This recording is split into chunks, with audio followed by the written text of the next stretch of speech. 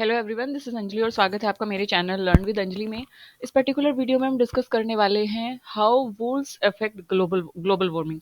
तो बेसिकली इस वीडियो में हम डिस्कस करेंगे कि किस तरीके से जो वूल्स है, अगर उनकी पॉपुलेशन इंक्रीज या डिक्रीज होती है, उनकी पॉपुलेशन में कोई भी चेंज होता है या अगर उनकी डेथ हो जाती है, पॉपुलेशन एलिमिनेट हो जाती है, एक्सटिंक्ट अगर वो हो जाते हैं, तो क्या ये इसका क्या इफेक्ट होगा ग्लोबल वार्मिंग पे। तो बेसिकली इसमें हम ये बताना चाहते हैं इस एरो डायग्राम के थ्रू कि हमें लगता है कि एक चीज़ को ट्रिगर करने से या एक चीज़ में चेंज लाने से एक बड़े लेवल का चेंज आएगा कि नहीं आएगा। तो इस डायग्राम के थ्रू हम वो पढ़ने वाले हैं कि जो चीज़ें इंटर रिलेटेड लगती भी नहीं हैं, दे आर इंटरकनेक्टेड। सारी चीज़ें इंटरकनेक्टेड हैं और एक चीज़ में बदलाव आने की वजह से एक तरीके से एक मेजर चेंजेस हमें ग्लोबल लेवल पे देखने को मिल सकता है। चलिए यहाँ स्टार्ट करते हैं इस वीडियो को। सबसे पहले इसको यहाँ से स्टार्ट करते हैं, दैट इज़ ग्रीन कलर का हम पेन ले लेते हैं क्योंकि ग्रीन कलर नहीं है इसमें। ओके, सो वूल्स की पॉपुलेशन अगर ख़त्म हो जाती है, भेड़ियों की पॉपुलेशन अगर ख़त्म हो जाती है, तो उससे क्या होगा कि जो मूस की डेंसिटी है वो इंक्रीज़ हो जाएगी। यहाँ पे देखिए प्लस का साइन है ना, तो मस मूस की डेंसिटी क्या हो जाएगी, इंक्रीज़ हो जाएगी। अच्छा, मूस क्या है? मूस एक तरीके से वो एनिमल है जिसको वुल्व्स खाते हैं। तो वुल्व्स जिस पे एक तरीके से प्रे करते हैं, जो शिकार है वुल्व्स का, दैट इज मूस। सो मूस की डेंसिटी क्या हो जाएगी, इंक्रीज हो जाएगी ऑब्वियसली, क्योंकि वॉल्व्स वहां पे नहीं है। अब उसके बाद क्या होगा, अब मूस जो है वो किस पे ईट करते हैं, वो ईट करते हैं ट्रीज या वेजिटेशन पे। बेसिकली दे आर हर्बीवोर्स, है ना। तो अब जब मूस की डेंसिटी इंक्रीज हो जाएगी तो ज़्यादा से ज़्यादा मूस ज़्यादा से ज़्यादा ट्री और वेजिटेशन पे ईट करेंगे, ज़्यादा से ज़्यादा ट्री और वेजिटेशन पे रिलाई करेंगे। तो ट्री और वेजिटेशन जो है वो क्या हो जाएगी, एरो का साइन यहाँ पे माइनस का है तो मतलब वो डिक्रीज हो जाएगी। तो इसका कॉन्सिक्वेंस क्या होगा कि ट्री और वेजिटेशन जो है वो क्या हो जाएगी, डिक्रीज हो जाएगी, माइनस में चली जाएगी। उसके बाद क्या होगा कि जो कैनोपी है, कैनोपी क्या हो जाएगी, डिक्रीज हो जाएगी, क्योंकि जब ट्री और वेजिटेशन के जो लीव्स हैं, लीफी जो पार्ट है, जो मूस उसको खाना स्टार्ट करेंगे, तो जो कैनोपी है, कैनोपी इज बेसिकली, जैसे हम ट्रीज की बात करें, सो दिस इज ट्री। सो ये लीफी वेजिटेशन, ऊपर वाला जो पार्ट है, जो लीफी पार्ट है, इसको कैनोपी बोला जाता है।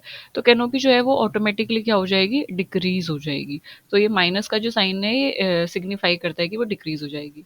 देन उसके बाद जब कैनोपी डिक्रीज हो जाएगी तो डायरेक्ट सनलाइट जो है वो ग्राउंड पर पड़ेगी, डायरेक्ट सनलाइट हम तक पहुंचेगी। देर इज नो वन जो उसको एब्जॉर्व करे। तो उसके बाद क्या होगा कि जो टेम्परेचर है वो क्या होना स्टार्ट हो जाएगा, प्लस, मतलब वो इंक्रीज होना स्टार्ट हो जाएगा, टेम्परेचर ऑटोमेटिकली इंक्रीज होना स्टार्ट हो जाएगा। और इसके अलावा अगर हम इवेपोरेशन की बात करें, जब टेम्परेचर इंक्रीज होगा तो वहाँ पे जितना भी मॉइस्चर है वो ऑटोमेटिकली इवेपोरेट होना स्टार्ट होगा।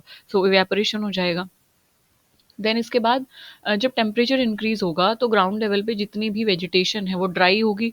सो इससे क्या होगा कि अगर टेम्परेचर इंक्रीज होगा तो फायर के चांसेस बढ़ जाएंगे। तो टेम्परेचर इंक्रीज होने से जो फायर इंसिडेंट्स हैं उनके चांसेस क्या हो जाएंगे, बढ़ जाएंगे।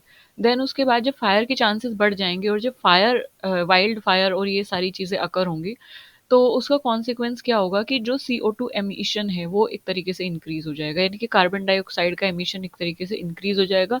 क्योंकि फायर जब ऑटोमेटिकली इंक्रीज होगी तो वहाँ से क्या होगा, ऑर्गेनिक मैटर बर्न होगा, ऑर्गेनिक मैटर बर्न होने से कार्बन डाइऑक्साइड का एमिशन होगा। देन कार्बन डाइऑक्साइड अगर एमिट होगी तो carbon dioxide is one of what, GHG, एक तरीके की ग्रीन हाउस गैस है, जो कि मेजरली क्या करती है, एक तरीके से ग्रीन हाउस गैस है, वो मेजरली हमारे एटमॉस्फेयर में पाई जाती है। तो फायर की वजह से इसका एमिशन और भी ज़्यादा बढ़ जाएगा। तो ये क्योंकि ये ग्रीन हाउस गैस है तो सन की जो रेज है, सन की जो हीट है, क्योंकि अभी कैनोपी भी नहीं है, तो सन की जो रेज है वो डायरेक्टली पड़ेंगी और जिसकी वजह से ये ग्रीन हाउस गैस जो है उन सन रेज को एब्जॉर्ब करके या ट्रैप करके रखेगी, जिसकी वजह से ग्लोबल वार्मिंग क्या हो जाएगी, बढ़ जाएगी। जब ग्लोबल वार्मिंग बढ़ जाएगी तो अल्टीमेटली मतलब what we are trying to say, what we are trying to understand here, कि वोल्स के चले जाने से या वोल्स के ना होने से या वोल्स की पॉपुलेशन में कम होने से क्या ग्लोबल वार्मिंग को इफेक्ट पड़ेगा, क्या ये इंटरकनेक्टेड है। So this is, yes, this is interconnected in this way. So हमने देखा कि ग्लोबल वार्मिंग बढ़ जाएगी। So this is how it works. और अगर हम इसको, पहले हमने इस पाथवे से इसको देखा, अभी हम इसको इस पाथवे से देखते हैं। देखिए, इसको मैं यहाँ पे कलर चेंज कर देती हूँ, अभी हम इसको इस पाथवे से देखते हैं, दिस वन। यहाँ पे अगर वुल्स की पॉपुलेशन खत्म होती है तो मूस की डेंसिटी इंक्रीज हो जाएगी। मूस की डेंसिटी इंक्रीज होगी तो ट्रीज और जो वेजिटेशन है, ट्री और वेजिटेशन की डेंसिटी डिक्रीज हो जाएगी। अब ट्री और वेजिटेशन की डेंसिटी जब डिक्रीज हो जाएगी तो वहाँ पे कोई भी पोटेंशियल सोर्स नहीं होगा कार्बन श्रिंकेज का। मतलब कार्बन श्रिंकर्स हम किसको बोल रहे थे? कार्बन सिंकर्स हम बोल रहे थे ट्रीज को या वेजिटेशन को, क्योंकि वो कार्बन को एब्जॉर्व कर रहे थे और फोटोसिंथेसिस के प्रोसेस के थ्रू ग्लूकोज में उसको कन्वर्ट कर रहे थे, है ना, खाना बेसिकली वो बना रहे थे। तो जब CO2 एब्जॉर्व की जाएगी एक तरीके से, सॉरी, जब वहाँ पे वेजिटेशन और ट्रीज नहीं होंगे तो उसका कॉन्सिक्वेंस हमें क्या देखने को मिलेगा? उसका कॉन्सिक्वेंस हमें देखने को मिला कि जो कार्बन डाइऑक्साइड जो है वो एक तरीके से एमिट होगी, बट उनको स्टोर करने वाला कोई नहीं है। तो कार्बन डाइऑक्साइड जो है उसका ऑटोमेटिकली जो एक्यूमुलेशन है वो एटमॉस्फेयर में बढ़ जाएगा, और जब उसका एक्यूमुलेशन एटमॉस्फेयर में होगा तो एटमॉस्फेयर में जो सन की रेडिएशन है वो आसानी से उनको एब्जॉर्व करेगी, और उनको एब्जॉर्व करके जो धरती का तापमान है, बेसिकली जो ग्लोबल वार्मिंग है, उसको क्या कर देगी? इंक्रीज कर देगी, यानी बढ़ा देगी। So this is how it works in this way. This is how it works. So इस एरो डायग्राम के थ्रू हमने देखा कि किस तरीके से टेम्परेचर में, अभी यहाँ पे जैसे कि यहाँ पे ये डायरेक्ट भी कोरिलेशन है कि जब टेम्परेचर इंक्रीज होगा तो टेम्परेचर के इंक्रीज होने का मतलब ही है कि ग्लोब का टेम्परेचर इंक्रीज हो रहा है। ग्लोबल वार्मिंग का मतलब यही है कि टेम्परेचर इंक्रीज हो रहा है, तो यहाँ से भी ये फिनोमेना ट्रिगर होगा। सो बेसिकली एक चीज़ में चेंज आने की वजह से नेगेटिवली वो इम्पैक्ट हुई, और उसकी वजह से पूरा का पूरा जो फिनोमिना है वो क्या हो जाता है? ट्रिगर हो जाता है। This is how Wolves affect the global warming. So this is it in this video. Next video में हम इकोलॉजिकल पिरामिड्स के बारे में पढ़ेंगे, एंड आई होप आपको ये सारी चीज़ें क्लियर हुई होंगी।